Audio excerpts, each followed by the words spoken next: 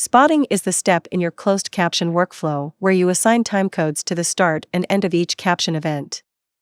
This process is also known as queuing, timecoding, or timing.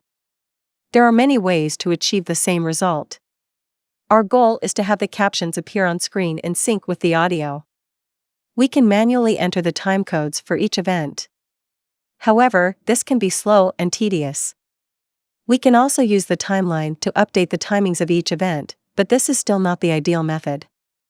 Closed Caption Creator provides the timing and sync tool to make spotting much easier. You can access the tool by going to the Timing and Sync tab in the Quick Tools drawer. Let's start by selecting our first caption event where we want to start spotting. Next, we'll go to the beginning of the video. Finally, we'll enable the Timing and Sync panel using the top left toggle. The Timing and Sync panel works by showing you the next event to be displayed in the left preview. The current event on screen is shown in the right preview. In order to show and hide an event, you can use the buttons at the bottom of the panel, or the assigned shortcut keys. When spotting, it may also help to look at the editor event list on the right to see the upcoming events. Let's start playback to show you how spotting works. As I press the up arrow key, the next event is toggled on screen, and the current event is taken off. You may also notice the start and the end timecodes in the event list are updated to reflect the change. When getting started with caption spotting, it may help to decrease the playback speed to 75%.